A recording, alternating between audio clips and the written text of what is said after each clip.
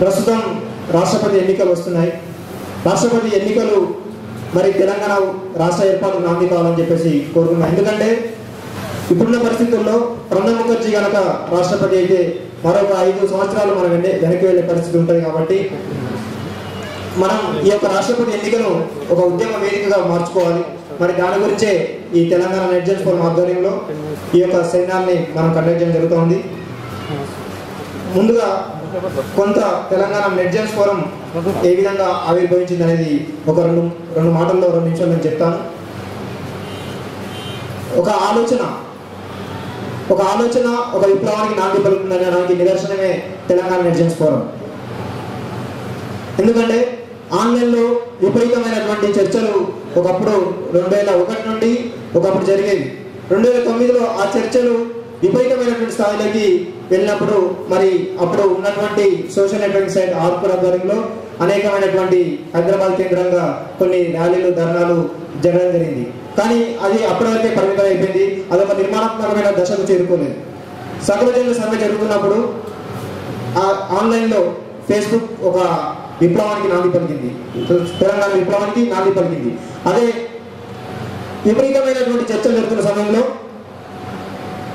ఒక 5-6 కొంతమంది ఆలోచనలకు పుట్టిందే తెలంగాణ నెటిజన్స్ ఫోరం. ఎందుకంటే ఆ చర్చలు జరుగుతున్నప్పుడు మనం ఆన్లైన్లో ఎందుకు ఉద్యోగం చేయాలి, ఆంధ్రోడ్ మీద ఎందుకు రాకూడదు అనే ఆలోచన నుంచి మరి సుందరయ్య విజ్ఞాన కేంద్రం నుండి ఇందిరా పార్క్ వరకు ఒక భారీ ర్యాలీతో అందరూ సాఫ్ట్వేర్ ప్రొఫెషనల్ స్టూడెంట్స్ కానీ ఇంజనీరింగ్ స్టూడెంట్స్ కానీ సైన్స్ అందరూ కూడా ఒక 300 మందికి పైగా ఆ ప్రోగ్రాంలో పాల్గొని తెలంగాణ నెటిజన్స్ ఫోరంగా ఆవిర్భవించి అంతటితో ఆగకుండా ఇంకా మరింత ముందుకు నిర్మాణాత్మకమైన దశకు చేరుకోవాలని చెప్పేసి మాకు మేముగా ఏర్పరచుకునేదే తెలంగాణ నెటిజన్స్ ఫోరం. అక్కడితో ఆగకుండా కొండా లక్ష్మణ్ బాబూజీ గారి ఢిల్లీ సత్యాగ్రహ దీక్షకు మద్దతుగా ధన్ పార్క్ వద్ద క్యాండిల్ మార్చ్ చేయడం జరిగింది. అదేవిధంగా కోమటిరెడ్డి వెంకటరెడ్డి దీక్షకి మరి నిమ్స్ వద్ద ర్యాలీ ధర్నా చేయడం జరిగింది. ఇలా మాకున్న స్థాయిలో ఉద్యమాన్ని ముందుకు తీసుకెళ్తున్నాం. మాకున్న పరిధిలో మాకున్నటువంటి సమయాన్ని వెచ్చిస్తూ తెలంగాణ ఉద్యమాన్ని ముందుకు తీసుకెళ్తా ఉన్నాం. మరి ఆ తర్వాత నవంబర్ 1 విద్రోహ దినాన్ని పాటించడం జరిగింది. ఆ తర్వాత హైదరాబాద్ 10th రన్ మీకు అందరికి తెలుసు అనుకుంటా, ఒక 30,000 మంది పాల్గొన్నారు. అందరూ కూడా వైట్ టీషర్ట్స్ వేసుకొని పాల్గొంటే తెలంగాణ నెటిజన్స్ ఫోరం 300 మందితో బ్లాక్ టీషర్ట్స్ వేసుకొని మరి అక్కడ 30,000 మందికి తెలంగాణ వాదాన్ని నేర్పించడం జరిగింది. అదొక తెలంగాణ నెటిజన్స్ ఫోరం ఒక చారిత్రాత్మకమైనటువంటి మరి అక్కడ, ఎందుకంటే ఈ 30,000 మందికి నాకు ఒక హైదరాబాద్ వాళ్ళకి కాదు, దేశంలో ఉన్నటువంటి నలుమూల నుంచి వచ్చినటువంటి అందరికీ కూడా తెలంగాణ వాదాన్ని 10 కిలోమీటర్ల మేర తిరుగుతూ ట్యాంక్ బండ్ చుట్టూ మరి 10 కిలోమీటర్ల మేర అందరికీ మన నినాదాలు చేసుకుంటూ తెలంగాణ వాదాన్ని వినిపించడం జరిగింది. ఆ తర్వాత తెలంగాణ ఉద్యమంలో భాగంగా అసెంబ్లీ ముట్టడి జరుగుతున్నప్పుడు Sripuram Yadaiah Osmania University NCC gate దగ్గర తనను తాను ప్రాణాన్ని అర్పించుకున్నాడు. మరి ఆయన స్మరించుకుంటూ బ్లడ్ డొనేషన్ క్యాంప్ తలసేమియా సోకిన విద్యార్థులకి దాదాపు 100 మంది మేము బ్లడ్ డొనేట్ చేయడం జరిగింది ఆయనను స్మరించుకుంటూ. ఇంకా ఇలాంటివే కాకుండా మరి విద్రోహ దినం డిసెంబర్ 23 విద్రోహ దినాన్ని పాటించడం జరిగింది.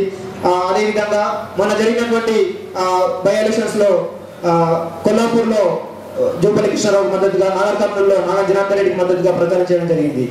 మేమంతా కూడా ఇక్కడ ఉన్నటువంటి కొంతమంది అయినా కానీ మాకున్న స్థాయిలో మేము చేయడం జరిగింది. మొన్న వరంగల్లో బొజ్జనాయక్ మరణానికి నివాళి అర్పిస్తూ మరి ధన్ పార్క్ వద్ద మరి క్యాండిల్ మార్చ్ చేయడం జరిగింది. అదేవిధంగా టీజేసీ ఆధ్వర్యంలో జరిగినటువంటి ఆత్మహత్యలు ఆపాలని చెప్పేసి జరిగిన ర్యాలీలో టీఎన్ఎఫ్ తన వాదాన్ని వినిపిస్తూ ఆత్మహత్యలు ఆపాలని చెప్పేసి సుందరయ్య విజ్ఞాన కేంద్రం నుంచి ఇందిరా పార్క్ వరకు వెళ్ళి అక్కడ మరి అమరులకు నివాళి అర్పించింది. నిన్న పరకాల బై ఎలక్షన్స్ లో దాదాపు 4 రోజుల పాటు 10 ఊర్లలో ప్రచారం చేసి మేము ప్రచారం చేసిన ప్రతి ఊర్లో 90% పైగా టీఆర్ఎస్ కి మరి ఓటింగ్ రావడం జరిగింది. ఎందుకంటే ఇది మేము గొప్ప చెప్పుకోవడం కాదు, మా వంతు పరిధిలో మేము చిన్న కార్యక్రమం ఇవన్నీ కాకుండా చాలా ప్రోగ్రామ్స్ లో ఇవి మెయిన్ గా మేము చేసినటువంటి కొన్ని ప్రోగ్రామ్స్ మాత్రమే. ఇద్దరు కాకుండా ముందు మరి ఇంకా ఎన్నో ప్రోగ్రామ్ చేస్తామని చెప్పేసి కూడా తెలియజేస్తున్నాం. ఇంకా ముందు మాకు మరి అతిపెద్ద ప్రోగ్రామ్ బుక్ డిస్ట్రిబ్యూషన్ ప్రోగ్రామ్ ఉంది. దాదాపు 500 మంది విద్యార్థులకి గవర్నమెంట్ స్కూల్ విద్యార్థులకి మేము బుక్ డిస్ట్రిబ్యూషన్ చేస్తున్నాం. దాదాపు ఈ రేపు ఎల్లుండి మేము వరంగల్, నల్గొండ, కరీంనగర్, ఆదిలాబాద్ జిల్లాలో ఒక 10 స్కూళ్లను టార్గెట్ చేస్తూ మరి అక్కడ ఉన్నటువంటి స్కూళ్ళ పిల్లలందరికీ కూడా మేము ఫ్రీ నోట్బుక్ డిస్ట్రిబ్యూషన్ చేయడం జరుగుతుంది.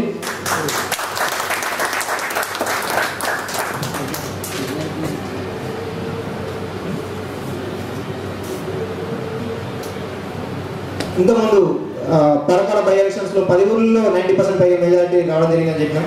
అదేవిధంగా కొల్లాపూర్లో కూడా మేము చేసినటువంటి ప్రచారం వల్ల అక్కడ దాదాపు అక్కడ ఉన్నటువంటి మేము తిరిగినటువంటి 4 ఊళ్ళకి అయినా కానీ దాదాపు 100%కి 90% పైగా ఓట్స్ రావడం మరి అక్కడ జరిగింది.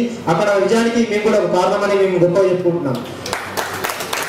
కొంతమంది అంటారు మేము ఒక పార్టీకి అనుకూలంగా పనిచేస్తున్నామని చెప్పేసి. ఒక పార్టీకి అనుకూలంగా పనిచేయడం కాదు, తెలంగాణ వాదానికి అనుకూలంగా మేము పనిచేస్తాము.